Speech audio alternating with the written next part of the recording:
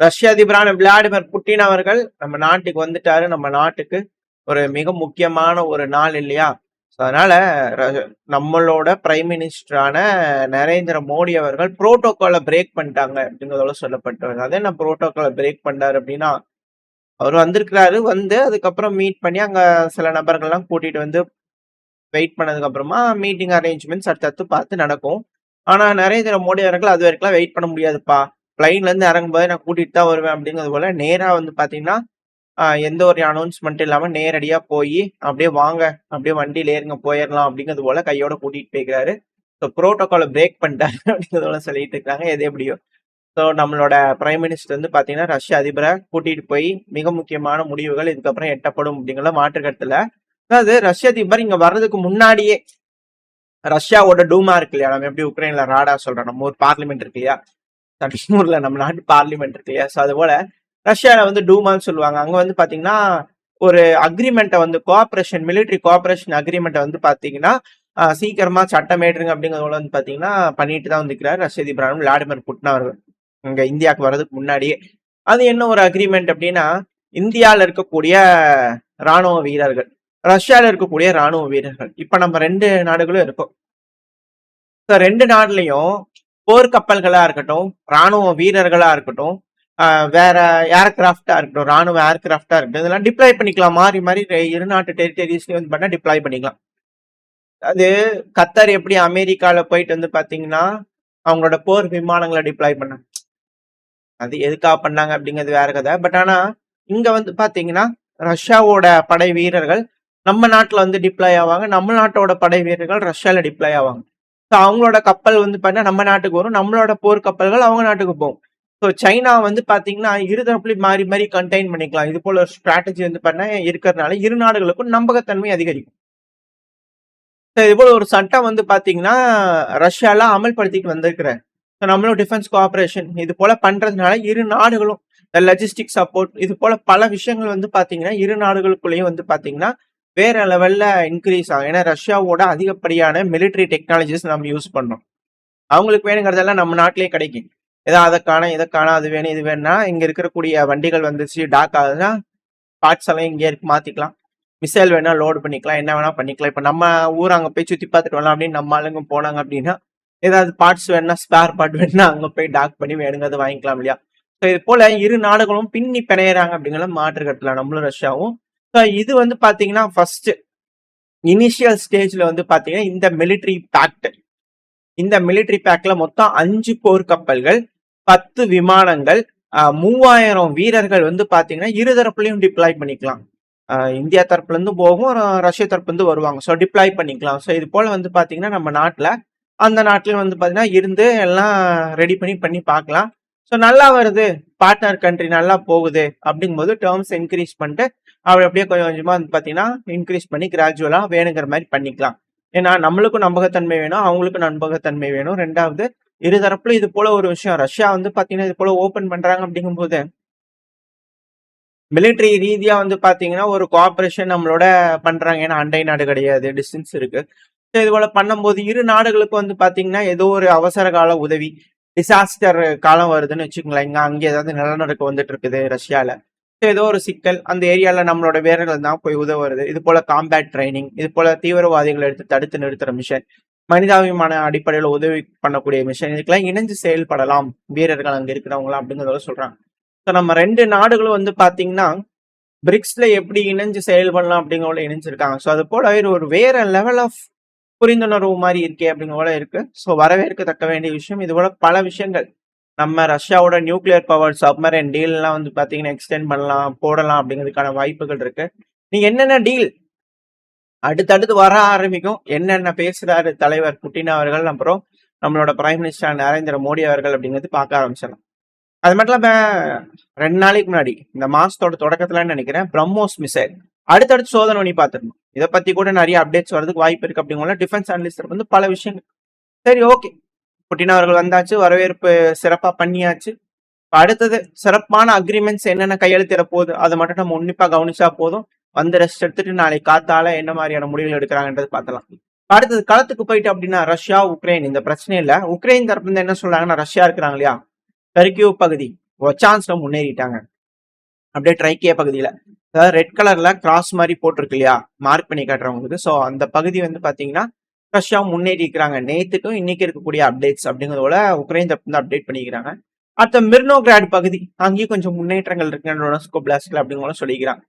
So இது போல ரஷ்ய தரப்பு வந்து தினந்தோறும் முன்னேற்றம் அப்படிங்கிறதோட உக்ரைன் தரப்பு வந்து அக்செப்ட் பண்ணிக்கிட்டு இருக்காங்க. அப்புறம் வழக்கம் போல தாக்குதல்கள் வீரியமா இருக்கு. Su-34 ரக விமானங்கள் வழக்கம் போல எப்ப பாரு இந்த ஃபேப் குண்டுகளை மலைச்சார்கள் போல தூவி விட்டு வீடியோ பதிவுகள் போடுவாங்க. அது போல போட்டுக்கிறாங்க ரஷ்ய தரப்பு வந்து.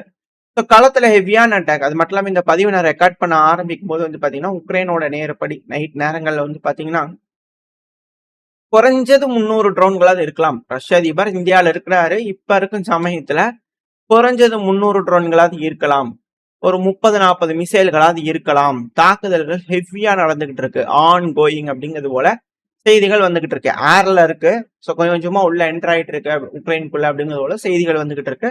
அடுத்தடுத்து என்னென்ன அப்டேட்ஸ் வருது அப்படிங்கிறது வெயிட் பண்ணி பார்த்தலாம். ஹெவியான அட்டாக்கா அப்படிங்கிற கேள்வி வருது. ஏன் எதுக்கு என்ன காரணம் அப்படிங்கிற கேள்வி வருது இல்லையா. உக்ரைன் வந்து பாத்தீங்கன்னா கிரீமியா பகுதியில ரஷ்யாவோட MiG-29 ஃபைட்டர் ஜெட்டை வந்து பாத்தீங்கன்னா நிப்பாட்டி இருக்கிறாங்க. அது ரிப்பேருக்காக வச்சிருந்தாங்களா இல்ல அவங்களோட கிரீமியாவோட கச்சா ஏர்ஃபீல்ட்ல வந்து பண்ண வச்சிருந்துக்கிறாங்க. இதுல உக்ரைன் வந்து பண்ண ட்ரோனை யூஸ் பண்ணி அடிச்சுக்கிறாங்க. நாங்க தான் அடிச்சிட்டோம் அப்படிங்கிறது போல உக்ரைனோட main intelligence director intelligence unit இருப்பாங்க இல்லையா, ஜியூன்னு சொல்லிட்டு. அவங்க வந்து பாத்தீங்கன்னா வீடியோ பதிவுகளை விட ரஷ்யா காண்டாகுமா இல்லையா, பயங்கரமா வந்து பாத்தீங்கன்னா ரிட்டாலியேஷன் பண்ணிட்டு இருக்காங்க அப்படிங்கிற செய்திகள் வந்துகிட்டு இருக்கு. அடுத்தது அப்படியே பரபரப்புக்கு கொஞ்சம் கூட பஞ்சம் இல்லாம அப்படியே மிடில் ஈஸ்ட்ல வந்து பாத்தீங்கன்னா ஹெவியான ஃபைட்டிங். அடுத்தடுத்த பகுதிகள் அப்படியே வந்து பார்த்தா அந்த பச்சை கலர்ல ஏரோ மார்க் மாதிரி போட்டிருக்கல, ஜூம் பண்ணி காட்டுறேன். ஸோ அந்த மேப்ல அப்படியே வந்து பண்ண முன்னேறி போயிட்டு இருக்காங்க. ஆக்சுவலி இது என்னன்னா வடக்கு யமன், தெற்கு யமன், யமன் ஹவுதிஸ் இது போல அமைப்புகள். இதுல சவுதி வந்து பாத்தீங்கன்னா யமன் ஹவுதிஸோட ஒரு ஒப்பந்தம். சரிப்பா இதுக்கு மேல சண்டை வேண்டாம், என்னென்ன பாகப்பிரிவினை காக்கிநாடா உண்டு பாவார் நாடா எந்த போல பிரிச்சுக்கலாம். இது போல என்ன பாகப்பிரிவினையோ இது போல பண்ணிட்டு இதுக்கு மேல சண்டை சச்சரவு இல்லாம பிரச்சனை இல்லாம இருந்துக்கலாம் அப்படிங்கிறது போல ஒரு அமைதி பேச்சுவார்த்தை முன்னெடுத்ததாகவும் அதை சீர்குலைக்கிறதுக்காக UAE தரப்பு யமன் ஹவுதிஸ்ல போய் உள்ள விட்டோம்னா ஏதாவது ஆகி போயிடும் அப்படிங்கிறதுனால இப்ப UAEயோட இந்த தெற்கு யமன் இருப்பாங்களே அவங்க சவுதியோட வடக்கு யமன் சப்போர்ட்டர்ஸ் இருப்பாங்களே, ஸோ அவங்கள வந்து பாத்தீங்கன்னா தாக்கிட்டு இருக்கிறாங்க. ஸோ இது போல ஒரு விஷயங்கள் நடந்துகிட்டு இருக்கு அப்படிங்கிறத சொல்லப்பட்டு வருது. ஸோ இதுதான் காரணம் அப்படிங்கிறது போல சில அனலிஸ்ட் தரப்பு வந்து கருத்துக்கள் இருக்கு. நம்மளுக்கு தெரியாது இது இப்படித்தான் அப்படிதான் இல்லை. ஆனா இப்போதைக்கு ஹெவியான சண்டைகள் நடந்துகிட்டு இருக்கு. அதுவும் வடக்கு யமன் சவுதியோட கட்டுப்பாட்டுக்குள்ள இருக்கக்கூடிய மிராப் கவர்னரேட் இருக்கும் இல்லையா, ஸோ அந்த பகுதிகள் யமனோட மத்திய பகுதிகள்லாம் வந்து பாத்தீங்கன்னா UAEஓட பேக்டு சதர்ன் யமன் இருப்பாங்க, தெற்கு யமன். ஸோ அவங்களோட கட்டுப்பாட்டுக்குள்ள வந்துருச்சு. ரெண்டாவது N-19 அப்படிங்கிற ஹைவேஸ் பிடிச்சி அப்படியே வந்து பாத்தீங்கன்னா அட்வான்ஸ் ஆகி போய் ஏரியன் ஹைட்ஸ் ஏரியன் சொல்லிட்டு ஒரு இடம் இருக்கு. ஸோ அதை நோக்கி அட்வான்ஸ் ஆகிட்டு இருக்காங்க அப்படிங்கிற செய்திகள்லாம் வந்துகிட்டு இருக்கு. அலி அபர் அப்படிங்கிற ஒரு பகுதியெல்லாம் வந்து பார்த்தீங்கன்னா கட்டுப்பாட்டுக்குள்ள எடுத்துட்டாங்க. இதுக்கு நடுவில் வந்து பார்த்தீங்கன்னா வடக்கு யமன் இருக்கும் இல்லையா, ஸோ அவங்க இந்த தெற்கு யமன் மேல ஒரு சர்ப்ரைஸான ஒரு அட்டாக் பண்ணலாம் அப்படிங்கிற கவுண்டர் அஃபென்சிவ் பண்ணலான்றதுல ட்ரை பண்ணாங்க. அது ஒன்றும் பெருமளவுல வேலைக்கு கை கொடுக்கல. அவங்க பெருமளவுல எதுவும் சப்போர்ட் ஆகல. ஸோ திடீர்னு வந்து பாத்தீங்கன்னா சவுதி தரப்புல ஏர் ஸ்ட்ரைக்லாம் வந்து பார்த்தீங்கன்னா பண்ணாங்க அப்படிங்கிறது போல ஏகப்பட்ட விஷயங்கள் வந்தது. ஆனா சவுதி தரப்பு வந்து அப்பெல்லாம் எந்த ஒரு அட்டாக் பண்ணல அப்படிங்கிறாங்க. சும்மா பொய் சொல்லிட்டு இருக்காங்க தெற்கு யமன் அப்படிங்கிறது போல. ஸோ பரபரப்புக்கு அங்க கொஞ்சம் கூட பஞ்சம் இல்லை. ஸோ அங்க ஹெவியா நடந்துட்டு இருக்கும்போது இப்ப இந்த பக்கத்துல வந்துட்டோம் அப்படின்னா இஸ்ரேல் தொடர்ந்து லெபனான் வந்து பாத்தீங்கன்னா தாக்குதல் பண்ண ஆரம்பிச்சுக்கிறாங்க. முதல் தடவை அட்டாக் பண்ணாங்க, அப்புறம் திருப்பி செகண்ட் டைமும் இஷ்யூ பண்ணி இங்க பாருங்க இந்த பகுதியில் இருக்காதீங்க எல்லாம் கிளம்பி போங்க அப்படிங்கிற இவாக்குவேஷன் ஆர்டர் கொடுத்து திருப்பி அட்டாக். அது மட்டும் இல்லாம தெற்கு லெபனான் பகுதி மஜ்தல் பகுதி, ஸோ இந்த பகுதியெல்லாம் வந்து பாத்தீங்கன்னா ஷெல்லிங்கும் பண்ண ஆரம்பிச்சிருக்காங்க, ஆர்ட்லரி ஷெல்லிங்கும் பண்ண ஆரம்பிச்சிருக்காங்க. ரிமேஷ் பகுதி யரூன் பகுதி எல்லாம் வந்து பாத்தீங்கன்னா அந்த வில்லேஜ்ல எல்லாம் வந்து பண்ணா பயங்கரமா ஷெல்லிங் பண்ணிக்கிறாங்க. பல நபர்கள் காயமடைஞ்சிருக்காங்க அப்படிங்கிற செய்திகள் வந்துட்டு இருக்கு. ஸோ தொடர் கதையா எப்போ போல இஸ்ரேல் பண்றது வாடிக்கையா பண்ணிட்டு இருக்கிறாங்க. இதுல என்னன்னா இப்ப மிடில் ஈஸ்ட்ல வந்து பாத்தீங்கன்னா பதட்டங்கள் அதிகரிச்சிருக்கு. அதுவும் ஸ்ட்ராங்கா வந்து பாத்தீங்கன்னா ஈரானோட சாகி ட்ரோனை பார்த்து மேற்கே பேதியா இருக்காங்க அப்படிங்கிற மாற்று கருத்துல, அதுவும் குறிப்பா அமெரிக்காவே கொஞ்சம் நடுக்கம் கண்டிருக்காங்க அப்படிங்கிற மாற்று கருத்துல. ஏன்னா இப்ப அமெரிக்க தரப்புல இருந்து அதே போல ஷாகிடோட ஒரு அட்டை காப்பி FLM-136 அப்படிங்கிறது போல ஒரு காமிகாசி ட்ரோன் சிமிலரா ஈரானோட சாகி ட்ரோன் மாதிரியே வந்து பாத்தீங்கன்னா செஞ்சு இதை நம்ம வந்து ஸ்கார்பியன் ஸ்ட்ரைக் டாஸ்க் ஃபோர்ஸ் அப்படிங்கிறது போல மிடில் ஈஸ்ட்ல வந்து பாத்தீங்கன்னா அமெரிக்கா சார்பா வந்து பாத்தீங்கன்னா எல்லாம் பண்ணி ரெடி பண்ணலாமா, அதிகமா ப்ரொடியூஸ் பண்ணி எல்லாம் பண்ணலாமா அப்படிங்கிற ஒரு யோசனையில வந்து பாத்தீங்கன்னா இருக்காங்க. அதுக்கான வேலைகள் இறங்கியிருக்காங்க. அந்த அட்டை காப்பி அடிச்சது வந்து பாத்தீங்கன்னா சர்க்குலேட் ஆயிட்டு இருக்கு இந்த மிடில் ஈஸ்ட்ல எல்லாம் அமெரிக்காவோட அலைஸ்க்கு அப்படிங்கிற சொல்லப்பட்டு வருது. ஸோ நின்று விளையாடுது அந்த ஒரு பிளாட்ஃபார்ம் சாகி ட்ரோன்கள், அந்த ட்ரோனோட அந்த பிளாட்ஃபார்ம் எந்த அளவுக்கு உதவுது அப்படிங்கிறது இதுல இருந்து நம்மளால புரிஞ்சுக்க முடியும். ஸோ ஈரான் இது எப்படி எதிர்கொள்ள போறாங்க, ஸோ எப்படி ஈரான் அந்த சாகி ட்ரோனை வச்சு ஆட்டம் காமிச்சாங்களோ இப்ப அதே போல ஒரு ட்ரோனை வந்து பாத்தீங்கன்னா இப்ப அமெரிக்கா தரப்பு வந்து உருவாக்கி FLM-136 அப்படிங்கிறது போல அப்படியே ஃபிளிப் பண்ணிக்கிறாங்களா ஸ்கிரிப்ட் அப்படிங்கிறதெல்லாம் சொல்றாங்க. பட் அந்த அளவுக்கு வேலை செய்யுங்களா, சுவிட்ச் பிளேடு இப்படிலாம் நிறைய இருந்தது. அப்போ அமெரிக்காவோட டிசைன் வந்து கொஞ்சம் அந்த அளவுக்கு கை கொடுக்கலீங்களா, அப்போ ஈரானோட தான் கை கொடுத்துருச்சுங்களா, அதையவே காப்பி அடிக்கிறாங்கன்னா அமெரிக்கா எப்படி, அப்போ இவங்க சைட் டெக்னாலஜி ஒன்றும் பெருசா இருக்குமே அப்படிங்கிறது போல கேள்விகள் வருது.